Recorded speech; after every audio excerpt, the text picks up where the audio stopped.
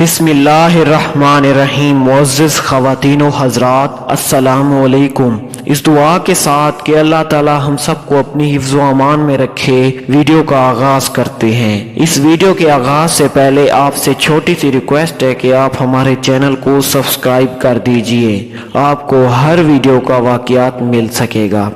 حضرت صالح علیہ السلام قوم سمود کی طرف نبی بنا کر بھیجے گئے۔ آپ نے جب قوم سمود کو خدا کا فرمان سنا کر ایمان کی دعوت دی تو اس سرکش قوم نے آپ سے یہ معجزہ طلب کیا کہ آپ اس پہاڑ کی چٹان سے ایک گابھن اونٹنی نکالیے جو خوب فربا اور ہر قسم کے عیب و نقائص سے پاک ہو۔ آپ نے چٹان کی طرف اشارہ فرمایا تو وہ فوراً ہی پھٹ گئی اور اس میں سے ایک نہایت ہی خوبصورت و تندرست اور خوب بلند قامت اونٹنی نکل پڑی جو گابھن تھی، اور نکل کر اس نے ایک بچہ بھی جنا، اور یہ اپنے بچے کے ساتھ میدانوں میں چرتی پھرتی رہی۔ اس بستی میں ایک ہی تالاب تھا جس میں پہاڑوں کے چشموں سے پانی گر کر جمع ہوتا تھا۔ آپ نے فرمایا کہ اے لوگو، دیکھو یہ معجزے کی اونٹنی ہے، ایک روز تمہارے تالاب کا سارا پانی یہ پی ڈالے گی اور ایک روز تم لوگ پینا۔ قوم نے اس کو مان لیا۔ پھر آپ نے قوم سمود کے سامنے یہ تقریر فرمائی کہ اے میری قوم، اللہ کو پوجو، اس کے سوا تمہاری کوئی معبود نہیں۔ بے شک تمہارے پاس تمہارے رب کی طرف سے روشن دلیل آئی، یہ اللہ کا ناکہ ہے، تمہارے لیے نشانی، تو اسے چھوڑ دو کہ اللہ کی زمین میں کھائے اور اسے برائی سے ہاتھ نہ لگاؤ کہ تمہیں دردناک عذاب آئے گا۔ چند دن تو قوم سمود نے اس تکلیف کو برداشت کیا کہ ایک دن ان کو پانی نہیں ملتا تھا، کیونکہ اس دن تالاب کا سارا پانی اونٹنی پی جاتی تھی۔ اس لیے ان لوگوں نے طے کر لیا کہ اس اونٹنی کو قتل کر ڈالیں۔ اس قوم میں قدار بن سالف جو سرخ رنگ کا بھوری آنکھوں والا اور پستہ قد آدمی تھا اور ایک زناکار عورت کا لڑکا تھا، ساری قوم کے حکم سے اس اونٹنی کو قتل کرنے کے لیے تیار ہو گیا۔ حضرت صالح علیہ السلام منع ہی کرتے رہے، لیکن قدار بن سالف نے پہلے تو اونٹنی کے چاروں پاؤں کو کاٹ ڈالا، پھر اس کو ذبح کر دیا اور انتہائی سرکشی کے ساتھ حضرت صالح علیہ السلام سے بے ادبانہ گفتگو کرنے لگے۔ ناکے کی کوچیں کاٹ دی اور اپنے رب کے حکم سے سرکشی کی اور بولے اے صالح، ہم پر لے آؤ جس کا تم وعدہ دے رہے ہو اگر تم رسول ہو۔ قوم سمود کی اس سرکشی پر عذاب خداوندی کا ظہور اس طرح ہوا کہ پہلے ایک زبردست چنگاڑ کی خوفناک آواز آئی، پھر شدید زلزلہ آیا جس سے پوری آبادی اتھل پھتل کر چکنا چور ہو گئی، تمام عورتیں ٹوٹ پھوٹ کر تہس نہس ہو گئی اور قوم سمود کا ایک ایک آدمی گھٹنوں کے بل اوندا گر کر مر گیا۔ قرآن مجید میں فرمایا گیا تو انہیں زلزلہ نہیں آ لیا تو صبح کو اپنے گھروں میں اوندھے رہ گئے تو صالح نے ان سے منہ پھیر لیا۔ حضرت صالح علیہ السلام نے جب دیکھا کہ پوری بستی زلزلوں کے جھٹکوں سے تباہ و برباد ہو کر اینٹ پتھروں کا ڈھیر بن گئی اور پوری قوم ہلاک ہو گئی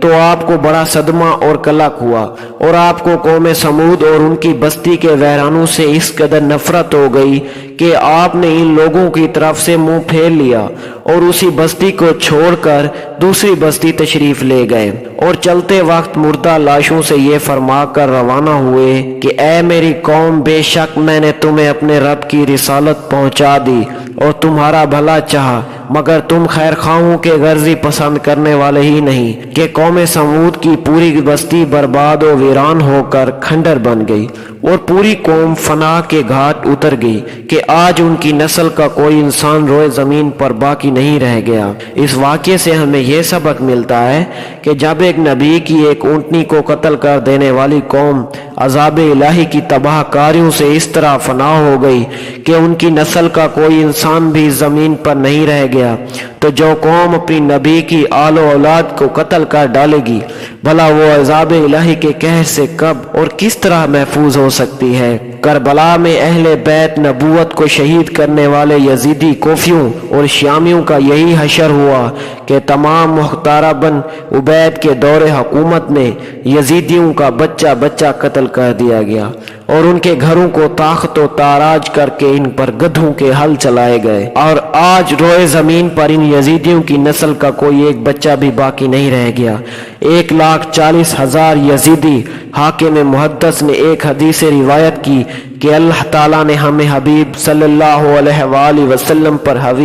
وحی بھیجی تھی کہ قوم یہود نے حضرت زکریا علیہ السلام کو قتل کر دیا تو ان کے ایک خون کے بدلے 70,000 یہودی قتل ہوئے، اور آپ کے نواسا حضرت امام حسین رضی اللہ تعالی عنہ کے ایک خون کے بدلے 70,000 یعنی 1,40,000 کوفی و شامی مقتول ہو گئے۔ اللہ تعالیٰ کا وعدہ اس طرح پورا ہوا کہ مقتدار بن عبید کی لڑائی میں 70,000 کوفی و شامی قتل ہوئے، اور پھر عباسی سلطنت کے بانی عبداللہ صفا کے حکم سے 70,000 کوفی و شامی مارے گئے، کل ملا کر 1,40,000 مقتول ہو گئے۔ بہرحال یاد رکھیں کہ اللہ تعالیٰ اپنے محبوبوں کی ہر چیز کو اپنا محبوب بنا لیتا ہے، لہذا خدا کے محبوبوں کی آل و ازواج ہو یا اصحاب و احباب ہو یا ان سے نسبت و تعلق رکھنے والی کوئی بھی چیز ہو، ان میں سے کسی کی بھی توہین اور بے ادبی سے خداوند قہار کا قہر و